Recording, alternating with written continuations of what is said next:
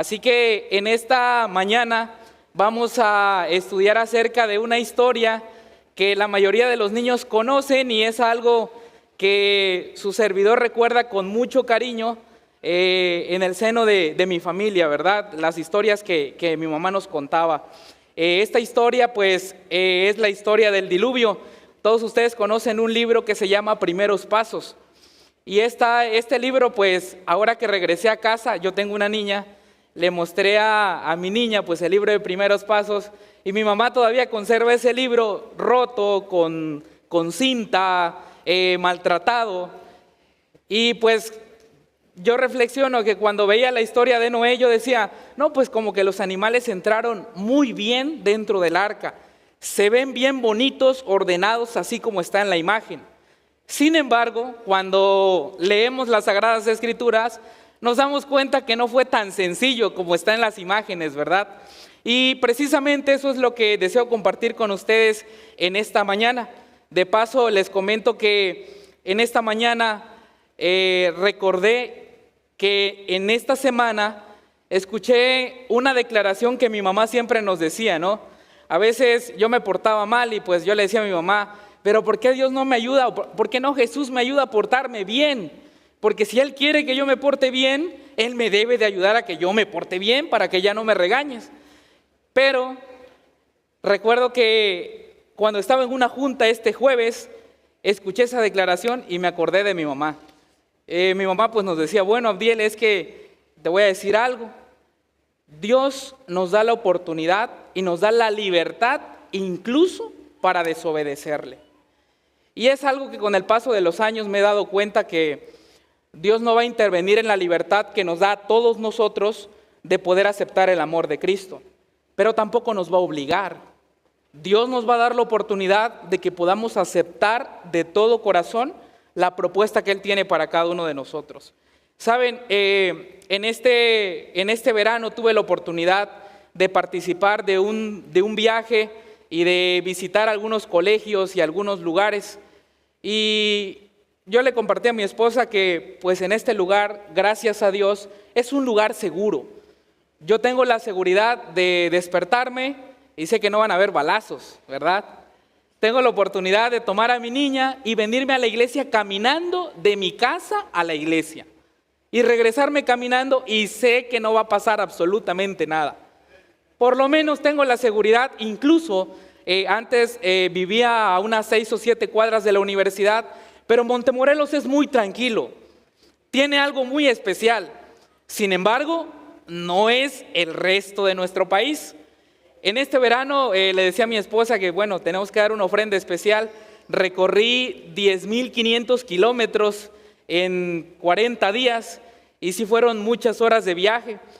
Y dentro de esas horas de viaje tuve la oportunidad de estar, venía viajando de Salina Cruz, Oaxaca, iba hacia la Asociación del Grijalvo en Tuxtla Gutiérrez y pues ustedes saben que después de unas horas de manejar, pues uno como que comienza, bueno, ya quiero llegar, no quiero que me agarre la noche. La iglesia me dijo que yo no debo de llegar tarde, yo debo de llegar antes de que se oculte el sol. Así que pues yo iba manejando y de repente me tomo uno de esos aguaceros de Chiapas, que son aguaceros, ¿ya? Que no se ve absolutamente nada, pero nada, hermanos, ¿ya? Eran como 4 o 5 de la tarde y yo, Señor, que ya pase este aguacero, pero como dicen, me acordé de una historia de un rincón infantil. No, pues cuando más fuerte esté la tormenta, más písale el acelerador, porque así más rápido vas a salir de la tormenta, ¿no? Pero claro, no lo hice, sino que salimos de la tormenta y después de eso, su servidor iba solo. De repente el sol, intensamente, unas 2 horas más de sol. Entonces, pues ya había manejado unas 6 o 7 horas. Venía de un lugar que se llama, si alguien conoce el lugar, se llama Totontepec, Oaxaca. Está a la sierra de Oaxaca, 3 horas a las montañas de Oaxaca.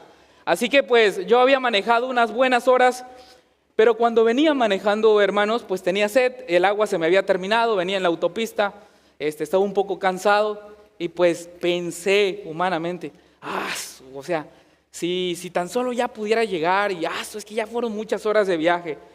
Cuando iba entrando a Chiapas, encontré un grupo como de unas 400 personas que venían caminando en la autopista. Y pues yo venía en la autopista, ¿no? Y hubo una escena que cautivó mi atención y me movió el corazón. Yo tengo una niña. Yo vi a una señora como de unos 25, muchacha, 25, 26 años, que venía caminando, pero no con las mismas energías como cuando uno inicia una caminata, ¿ya? Traía una garrafa de agua de 5 litros que ya estaba vacía. Traía un niño como de unos 4 años en su brazo, ¿ya? Y venía otro más chiquito como de unos 3 o 2 años. Y esa imagen que yo vi en la autopista marcó mi vida durante todo este verano. Esa mamá con esa garrafa de agua de 5 litros y sus 2 niños en brazos, aferrándose a ellos, aferrándose a lo último que le quedaba de agua, caminando en una autopista con sol, con lluvia, con todo lo que encontraba, me hizo pensar que para muchas personas el anhelo de que Cristo Jesús ya venga es un anhelo indescriptible, hermanos.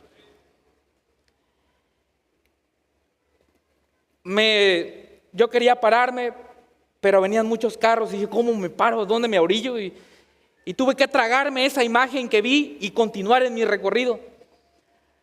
Cuando llegué a Tuxtla, hice lo que tenía que hacer. En 2 días salí, la misma indicación de la iglesia, no viajes de noche. Sal, y me dice el pastor Luis Iván, departamental de publicaciones de la Unión de Chiapas, bueno, no sé cómo manejas, dice, pero ya se te hizo tarde. Pero si te da tiempo, llegas en 5 horas a Tapachula. Así que solo avanza, ¿no? Cuando llegué a Tapachula me encontré algunas historias también complejas. Una de nuestras directoras asociadas llegó a una casa donde una hermana le da alimentos a las personas que están en situaciones de movilidad. Y una de estas personas que llegó a comer a la casa de la hermana, le dice, la hermana le estaba dando como estudios bíblicos acerca de la esperanza, del perdón. Entonces, cuando llegó la asociada, le dice, no te preocupes, mira, oye, ayuda a mi hija a darle un estudio o a hablarle acerca de la esperanza.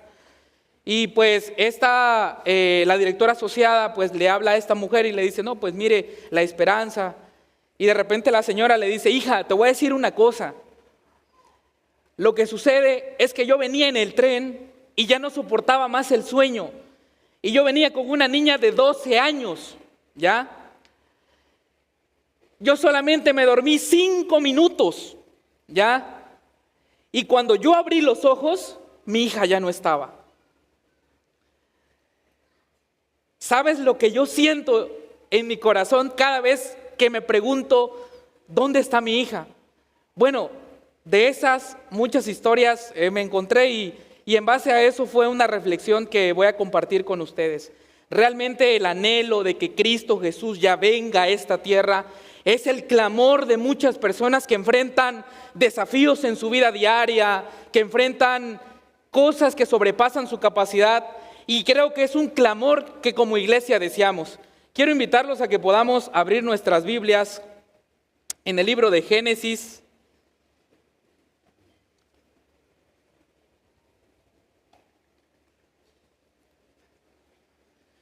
En el capítulo 6, ahí va a basarse nuestra reflexión de esta mañana.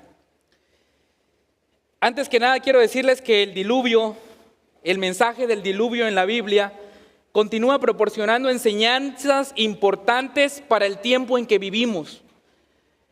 Jesús, de paso, relacionó esta escena cuando explicaba a sus discípulos qué señales habrían de su regreso a la tierra.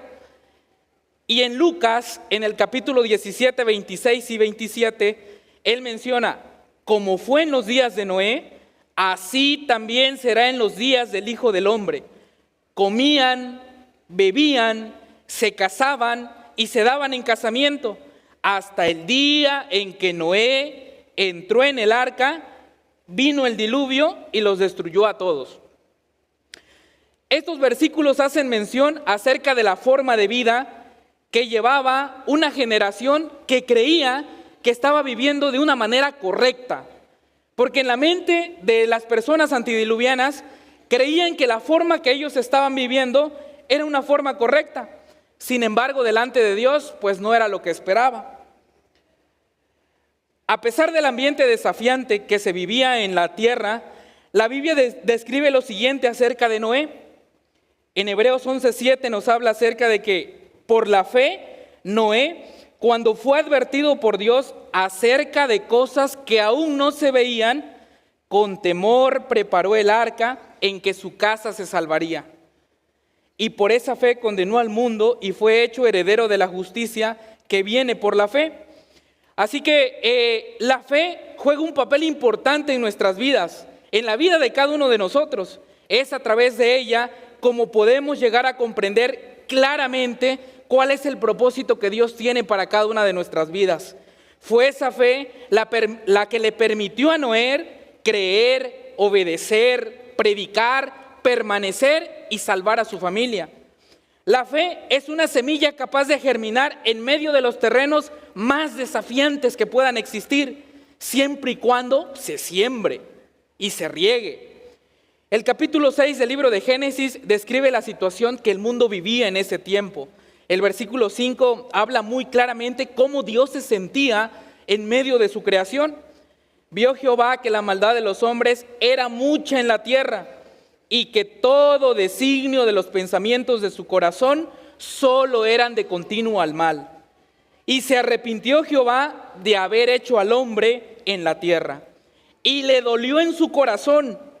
Y por eso dijo Jehová: borraré de la faz de la tierra a los hombres que he creado, desde el hombre hasta la bestia y hasta el reptil y las aves del cielo, pues me arrepiento de haberlos hecho. Esta es una declaración muy drástica, hermanos, porque cuando nosotros leemos el proceso de la creación, nosotros vemos a Dios diciendo: y era todo bueno en gran manera, ¿ya? Y Dios le dio autoridad al ser humano para que se enseñoreara y para que dominara las aves del cielo y para que labrara. Dios le da la autoridad al ser humano de poder hacer y de poder colaborar con Dios en ese jardín del Edén. Pero de repente nosotros vemos una declaración que muestra todo lo contrario a lo que Dios había pronunciado en unos capítulos anteriores. Y es que la maldición del pecado es capaz de destruir lo más hermoso que nosotros podemos llegar a tener. Aquello que con tanto esfuerzo y tanto esmero nosotros hemos cultivado, el pecado es capaz de destruirlo. Para el pecado no existe una tregua, no hay una alianza. Y vuelvo a repetirles esa frase que mamá compartió conmigo en el pasado: Dios nos da la libertad incluso de poder desobedecerle. Eso es algo que interviene en el proceso de salvación de cada uno de nosotros. Cuando ustedes leen el libro de Patriarcas y Profetas, podemos observar algunos enunciados que nos describen mejor cuál era la situación que Noé estaba viviendo en medio de su generación. Y quiero darles lectura. Usaron los dones que poseían para glorificarse a sí mismos. Número 2, trataron de superarse unos a otros. La competencia reinaba en el tiempo antidiluviano. No procuraban más que satisfacer los deseos de sus orgullosos corazones. Se aturdían en escenas de placer y de perversidad. Número 5, no deseaban conservar a Dios en su corazón y llegaron a negar su existencia. Número 7, los hombres eliminaron a Dios de su mente. Número 8 y 9, la impiedad, la poligamia. No se respetaba el vínculo matrimonial ni los derechos de propiedad. Los hombres se regocijaban en los hechos de violencia. Llegaron a considerar la vida humana con sorprendente indiferencia. ¿Saben? Pero el versículo 8 del capítulo 6 enmarca algo que nos brinde esperanza en medio de todo eso que se estaba viviendo.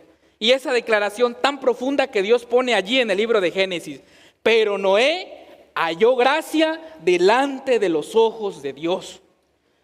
Y es que allí hay una contradicción muy marcada, porque en medio de una generación que hacía todo lo opuesto a lo que Dios esperaba, había alguien que decidía conservar el culto al verdadero Dios. Había alguien que se esmeraba en que las generaciones recordaran las promesas de Dios. Estoy seguro que la tarea de Noé no fue nada fácil ni nada sencilla.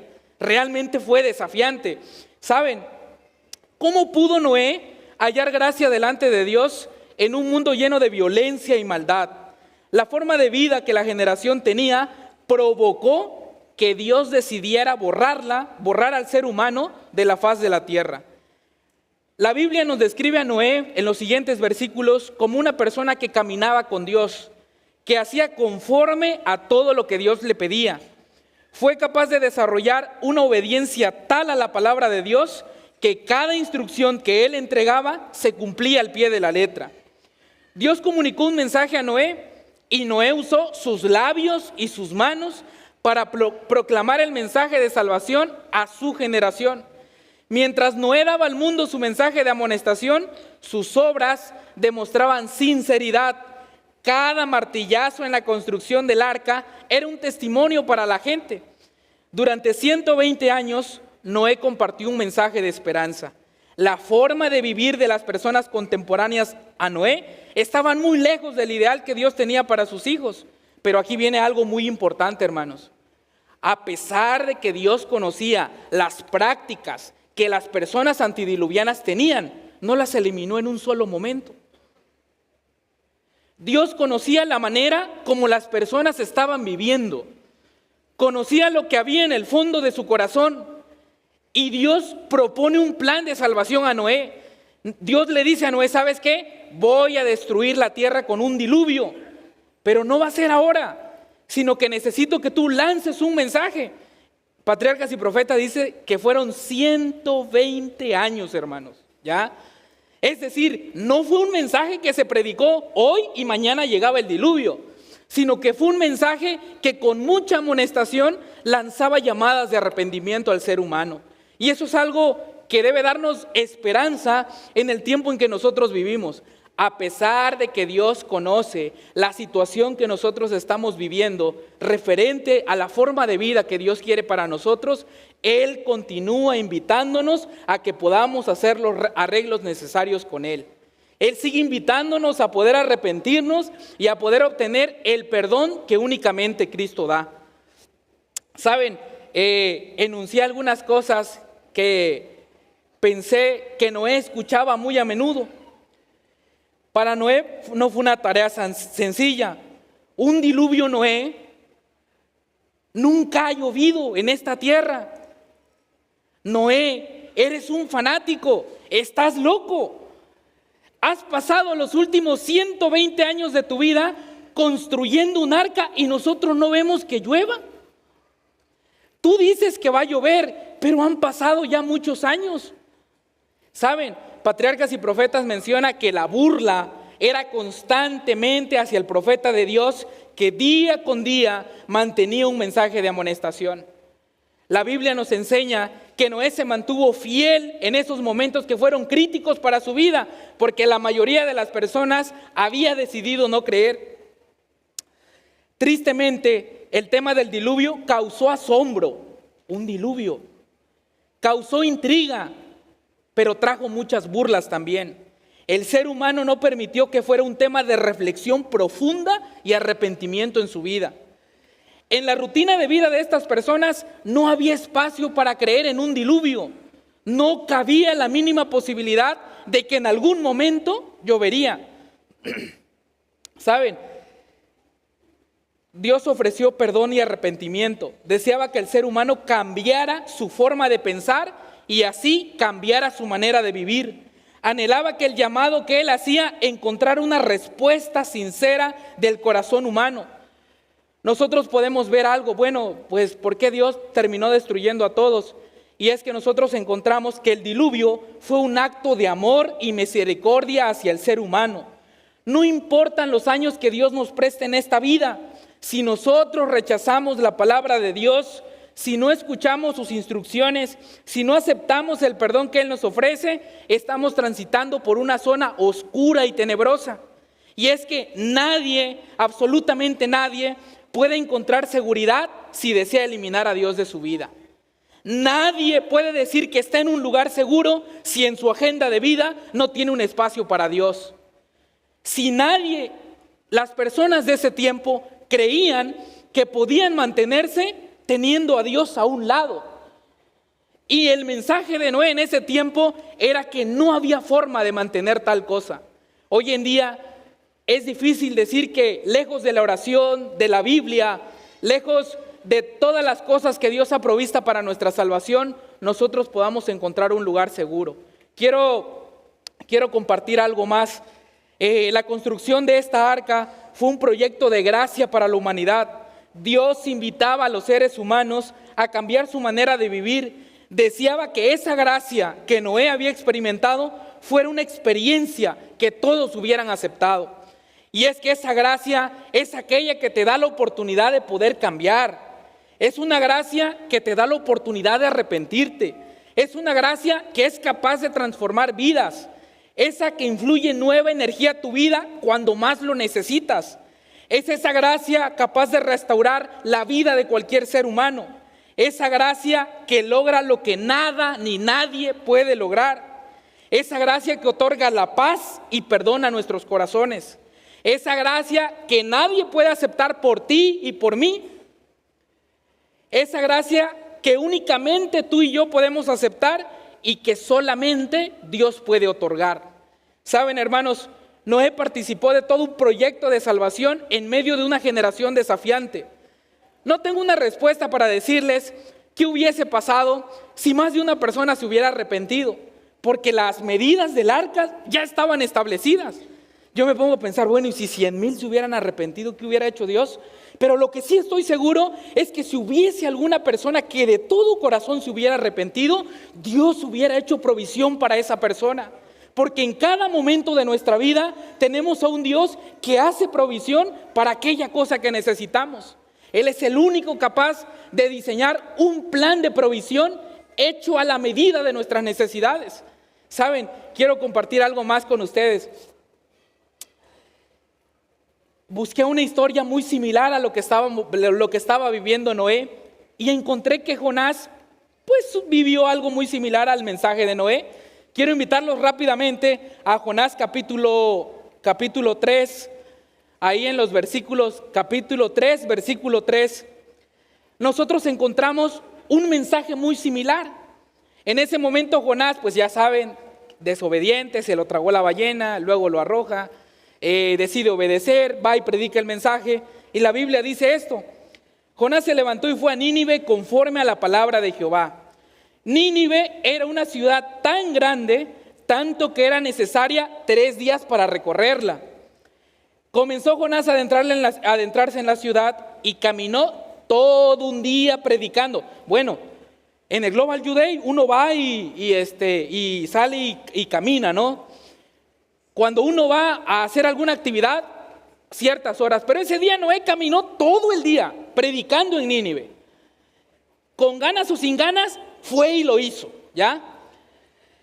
Vean lo que sigue diciendo. Y el mensaje de Jonás, pues como que era muy directo, ¿no?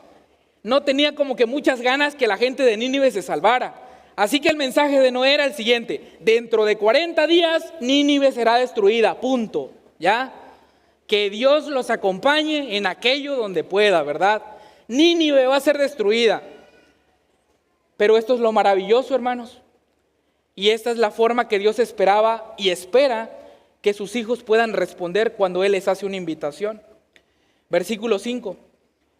Los hombres de Nínive creyeron a Dios, proclamaron ayuno, y desde el mayor hasta el más pequeño se vistieron con ropas ásperas. Cuando la noticia llegó al rey de Nínive, éste se levantó de su silla, se despojó de su vestido, se cubrió con ropas ásperas y se sentó sobre la ceniza. Luego hizo anunciar en Nínive, por mandato del rey y de sus grandes, una proclama que decía: hombres y animales, bueyes y ovejas, no prueben cosa alguna, no se les dé alimento ni beban agua, sino cúbranse hombres y animales con ropas ásperas y clamen a Dios con fuerza, que cada uno se convierta de su mal camino y de la violencia que hay en sus manos. Quizá Dios se detenga y se arrepienta, se calme el ardor de su ira y no perezcamos. Este fue el mensaje de un rey pagano. Y vean la respuesta de Dios a esta oración de este rey. Vio Dios lo que hicieron, que se convirtieron de su mal camino y se arrepintió del mal que había anunciado hacerles y no lo hizo. Dios ha hecho provisión, hermanos. Dios ha hecho una provisión a la medida de nuestras necesidades. Dios hará hasta el último esfuerzo para darnos los mensajes necesarios con la finalidad de que usted y yo podamos aceptarlo en nuestros corazones. Isaías 1:18 tiene una gran promesa para cada uno de nosotros. Venid luego, dice Jehová, y estemos a cuenta. Aunque vuestros pecados sean como la grana, como la nieve serán emblanquecidos. Aunque sean rojos como el carmesí, vendrán a ser como blanca lana. ¿Saben? Todos los recursos del cielo están disponibles en este gran proyecto de salvación. Todo el ejército de los ángeles está presto para ayudarnos y para poder alentarnos. Todo el cielo está dispuesto a echarnos las porras que necesitemos durante este proyecto de nuestra vida cristiana. Cada vez que alguien decide orar en la mañana, el cielo dice: ánimo, sí se puede, no solamente es hoy, también mañana. Sabes que hoy no tengo nada de ganas de orar, yo lo sé, pero inténtalo. Todo el cielo está: sí se puede, sí puedes, sí vas a llegar con tu familia, sí vas a poder sostener tu matrimonio, sí vas a poder servir a la iglesia, sí vas a poder proclamar un mensaje. El cielo está contigo para poder ayudarte. Ese es el mensaje que Dios quiere darnos en esta mañana. Dios está dispuesto a poder ayudarnos con la finalidad de que nosotros le creamos. ¿Saben? Ya para ir cerrando esta sección, hermanos, el registro bíblico enseña que el ser humano es el agente que Dios utiliza para comunicar su mensaje. Durante 120 años, Noé participó de un proyecto de construcción. Durante este tiempo, Noé predicó acerca del fin de la tierra. Después de esto, la Biblia describe que Noé tenía 600 años y que después de haber entrado al arca, pasaron 7 días sin ninguna gota de lluvia. Yo no sé qué me hubiera hecho Ludi y Keila, ¿verdad? 120 años predicando: va a haber un diluvio, arrepiéntanse, va a haber un diluvio, viene un diluvio, viene un diluvio. Oye, pero si nunca ha llovido, pero va a venir un diluvio. ¿Pero por qué estás construyendo el arca? Porque va a venir un diluvio. ¿Y por qué? Porque Dios me lo dijo. Y después, cuando todo el asunto de los animales entran al arca, cuando la puerta se cierra y Noé y su familia, bueno, ¿y cuándo va a llover? Pasa un día y no llueve.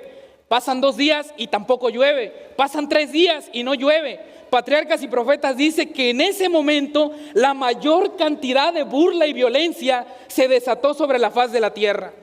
La mayor cantidad de personas comprendieron y dijeron: estábamos frente a alguien que estaba loco y era un fanático. Construyó el arca, todos los animales entraron, se metió con su familia y no llovió. Ese fue un momento desafiante para la vida del patriarca, dice el libro de Patriarcas y Profetas. Fue un momento donde Noé se mantuvo firme. Pero saben, hermanos, lo único que mantuvo a Noé firme durante 120 años predicando fue lo mismo que mantuvo firme a Noé en los 7 días que no llovió dentro del arca. Y es esa fe que únicamente se obtiene al creer en las promesas bíblicas que Dios tiene para cada uno de nosotros. Él se aferró de aquella roca que no puede moverse, de aquello que no se puede mover, de aquello que es inconmovible. ¿Saben? La vida de Noé representa a todas aquellas personas que a lo largo de la historia humana han decidido creerle a Dios. La Biblia registra biografías de personas que trabajaron arduamente para conservar el culto al único y Dios verdadero. No todos tuvieron un final feliz, pero a la vista de Dios hicieron lo correcto. La fe determinará la manera como nosotros vamos a vivir nuestra vida. Noé fue parte de un remanente que creía en la palabra de Dios y era obediente en cumplirla. En esta mañana, hermanos, Cristo nos invita a todos nosotros a ser parte de un remanente especial, a proclamar que Cristo Jesús viene por segunda vez. Y a pesar de que la vida se vuelva desafiante, creemos que Dios siempre estará pendiente de su pueblo. Saben, en el libro en Segunda de Pedro, menciona lo siguiente, Segunda de Pedro, capítulo, ahorita les digo qué capítulo, porque aquí se borró.